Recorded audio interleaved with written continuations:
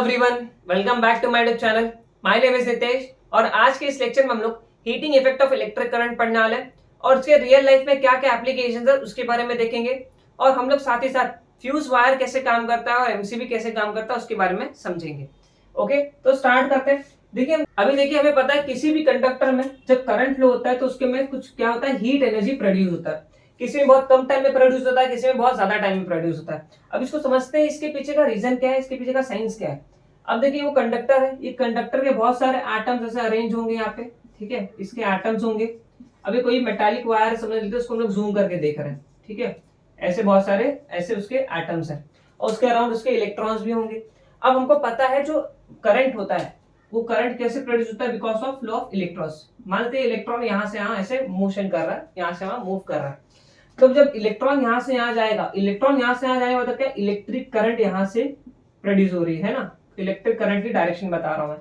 तो जब इलेक्ट्रॉन यहाँ मूव करेगा तो क्या होगा, बार बार जो एटम्स है और उनके इलेक्ट्रॉन्स है तो चांसेस ऐसा है कि बार बार उससे टकराता रहेगा, ठीक है। और जब इनसे कोलाइड होगा, टकराएगा, तो क्या होगा, इसकी स्पीड क्या हो जाएगी, कम हो जाएगी। इसकी स्पीड कम होने का क्या मतलब, जो करंट है वो क्या हो जाएगा, कम हो जाएगा। बात समझ में आ रहा है। जितना करंट इससे टकराएगा उतना ज्यादा इस करंट की स्पीड कम होते रहेगी। तो ये जो एटम्स है, ये जो इस कंडक्टर के एटम्स है, क्या कर रहे हैं, रेजिस्टेंस क्रिएट कर रहे हैं। रेजिस्टेंस का काम क्या होता है, किसी भी कंडक्टर में करंट को अपोज करना। तो करंट को कौन अपोज कर रहा है, रेजिस्टेंस। और रेजिस्टेंस कहां से आ रहा है, इस कंडक्टर के एटम से आ रहा है, उसके इलेक्ट्रॉन से आ रहा है। तो जैसे ही मूव करेंगे उतना ज्यादा ये ऑब्स्ट्रक्ट करेंगे, उसको ऑब्स्टेकल करेंगे और उतना ज्यादा रेजिस्ट करेंगे, तो क्या होगा, करंट का जो स्पीड है वो क्या हो जाएगा, कम हो जाएगा। करंट की जो वैल्यू है वो धीरे धीरे कम होती रहेगी। और आपको पता है जब दो चीजें एक दूसरे में कोलाइड करती हैं, ऐसे कोलाइड करें, तो वहां पे फ्रिक्शन फोर्स कैसे क्या होता है, हीट डेवलप होता है। आप दोनों चीज को अपने दोनों हाथ को रब करो तो क्या होगा, फ्रिक्शन कैसे, हीट प्रोड्यूस होगा। आप दो स्टोन्स को ऐसे नॉक ऐसे कोलाइड करवाओ तो क्या होगा, अगेन उसमें फ्रिक्शन कैसे, हीट प्रोड्यूस होगा। तो बार बार कोलिजन होते रहेगा। अभी एक दो इलेक्ट्रॉन्स तो नहीं है, बिलियंस टाइम्स ऑफ इलेक्ट्रॉन्स है, बिलियन नंबर ऑफ इलेक्ट्रॉन्स है और एटम्स है। तो बार बार इससे कोलिजन होता रहेगा और कोलिजन होने की वजह से हीट एनर्जी प्रोड्यूस होते रहेगी, ठीक है। तो यहाँ पे हमको क्या मिलेगा, ये धीरे धीरे हीट होने लगेगा। तो ये हीटिंग इफेक्ट कैसे प्रोड्यूस हो रहा है, समझ में आया।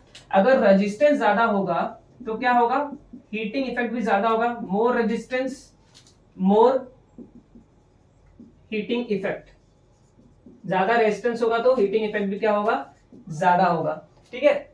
और इसी प्रिंसिपल पे हमारे जो हीटर होते हैं, हमारा जो आयरन होता है, हमारा जो इलेक्ट्रिक चूल्हा होता है, वो सब इसी प्रिंसिपल पे वर्क करते हैं। हमारा जो येलो वाला बल्ब आता है, फिलामेंट वाला, वो सब इसी प्रिंसिपल पे वर्क करता है। देखिए जैसे हमारा वो इलेक्ट्रिकल चूल्हा हो गया, इलेक्ट्रिकल चूल्हे के अगर उसको आप प्लेट को हटा के देखोगे तो यहाँ पे बहुत सारे कॉइल्स होते हैं, ऐसे कॉइल्स होते हैं, ठीक है। ये कंडक्टर होते हैं, ये ऐसे कॉइल्स होते हैं। अब इनके ये जो कंडक्टर है, इनमें करंट तो पास हो सकता है, लेकिन ये जो ऐसे मटेरियल से बने हैं इनका जो रेजिस्टेंस है बहुत ज्यादा होता है, मोर रेजिस्टेंस या फिर हाई रेजिस्टेंस होता है, ठीक है। इनका रेजिस्टेंस क्या होता है, हाई होता है। अगर रेजिस्टेंस ज्यादा होगा तो जब इनमें से करंट पास होगा तो करंट पास होने की वजह से क्या होगा, इनमें हीटिंग इफेक्ट ज्यादा दिखेगा। तो ये बहुत ज्यादा हीट होने लगेंगे, ऐसे हीट होने लगेंगे और यहाँ पे ऐसे हीट दिखने लगेगा हमको। और इसके ऊपर जो प्लेट होती है उसके ऊपर फिर हम लोग अपना जो भी खाना पकाना होता है, इसलिए इसके हीट से हम लोग उसको बनाते हैं। सिमिलरली जो हमारा ये होता है, बल्ब होता है, येलो वाला बल्ब, फिलामेंट वाला, ठीक है। अब इस बल्ब में क्या होता है, यहाँ पे एक ऐसे फिलामेंट होता है, ठीक है। एक छोटा सा फिलामेंट होता है जो टंगस्टन का बना होता है और टंगस्टन का जो मेल्टिंग पॉइंट होता है बहुत ज्यादा होता है, लगभग 3400 डिग्री सेल्सियस के आसपास होता है। और इसका जो रेजिस्टेंस होता है, ये भी बहुत, टंगस्टन मटेरियल जो है इसका रेजिस्टेंस भी क्या होता है, बहुत ज्यादा होता है, हाई रेजिस्टेंस। और रेजिस्टेंस ज्यादा होने की वजह से क्या होता है, जब इसमें से करंट पास होता है, ठीक है, जब यहाँ से करंट पास होता है तो इसका रेजिस्टेंस ज्यादा होने की वजह से क्या होता है, इसमें हीटिंग इफेक्ट दिखता है। और हीटिंग इफेक्ट इतना ज्यादा होता है कि वो बहुत ज्यादा लाइट अप कर देता है, ठीक है। तो यहाँ पे भी ये उसी प्रिंसिपल वर्क कर रहा है। सिमिलरली जो हमारा ये होता है, हीटर होता है, ठीक है, जिसमें हम लोग पानी वगैरह गर्म करते हैं, इसमें भी कॉइल लगी होती है। ये भी क्या होता है, इसका भी रेजिस्टेंस ज्यादा होता है और जब करंट पास होता है, रेजिस्टेंस ज्यादा होने की वजह से हीटिंग इफेक्ट ज्यादा प्रोड्यूस होता है। इतना क्लियर है। और जो आयरन है हम लोग जो इस्त्री करते हैं, उसके इस्त्री के भी जो सरफेस पे वो सेम कॉइल्स पे ऐसे ही वर्क करते हैं, उनका हीटिंग इफेक्ट ज्यादा होता है क्योंकि उनका रेजिस्टेंस ज्यादा होता है। तो ये सारे एप्लीकेशंस थे जो हीटिंग इफेक्ट पे वर्क करते हैं। अब देखते हैं इसके बाद हम लोग ने पावर पढ़ा था, ठीक है। पावर का जो एसआई यूनिट होता है वो होता है वॉट। ठीक है, हम लोग ने पढ़ा था पावर का एसआई यूनिट क्या होता है, एसआई यूनिट वॉट होता है। अब देखिए वॉट देखा जाए तो बहुत छोटा यूनिट है, पावर का देखा तो वॉट बहुत छोटा यूनिट है। आपने इंजन का पावर, ट्रक का, बहुत महंगी महंगी कार्स का हॉर्स पावर में उसका इंजन का पावर सुना रहेगा, हॉर्स पावर बहुत ज्यादा होता है। ठीक है, अब हम लोग यहाँ पे जो हमारे घर में इलेक्ट्रिसिटी आती है उसका भी कुछ पावर होगा। ठीक है, तो उस पावर को हम लोग किस में मेजर करते हैं, किलो वॉट आर में। इसमें मेजर करते हैं किलो वॉट आर में। तो 1 किलो वॉट आर कितना होता है कि 1 किलो वॉट आर मतलब क्या, 1 घंटे में 1 किलो वॉट आर का 1 किलो वॉट पावर यूज किया गया, तो हम लोग उसको क्या बोलेंगे, 1 किलो वॉट आर। ठीक है, 1 घंटे में 1 आवर में जितना 1 किलो वॉट पावर जितना यूज किया गया तो उसको हम लोग क्या बोलेंगे, 1 किलो वॉट आर। ठीक है, तो इस ये क्या होता है, अभी देखो 1 किलो मतलब क्या, 1 kilo watt into 1 hour. Kilo मतलब होता है 1000, तो 1000 वॉट। ठीक है, 1000 वॉट। और आर मतलब होता है 60 सेकेंड्स और 60 मिनट्स, और 60 सेकेंड्स कितने हो जाएंगे, 3600 सेकेंड्स। ठीक है, तो ये क्या हो जाएगा, 36 को ऐसे लिखते हैं और ये 10⁻³ हो जाएगा, और यहाँ पे 2 है तो यहाँ पे 2 0 10⁻5, और वॉट इंटू सेकेंड क्या हो जाएगा, जूल हो जाएगा। ठीक है, अगर मैं 36 को 3.6 लिखूं, डेसिबल मैंने लेफ्ट साइड में शिफ्ट किया, यहाँ पे क्या होगा, पावर में पॉजिटिवली एक बढ़ेगा, तो यहाँ पे +1 हो जाएगा, तो क्या होगा, 6 हो जाएगा, तो 3.6 इंटू 10⁻6 जूल। तो 1 किलो वॉट आर हमारा कितना होता है, 3.6 इंटू 10⁻6 जूल्स। या फिर 1 किलो वॉट आर को हम लोग क्या बोलते हैं, 1 यूनिट। तो 1 यूनिट कितना होता है, 3.6 इंटू 10⁻6 जूल्स। ये आपको याद रखना है, बहुत इंपॉर्टेंट है, एग्जाम में ये एमसीक्यूज में आ सकता है।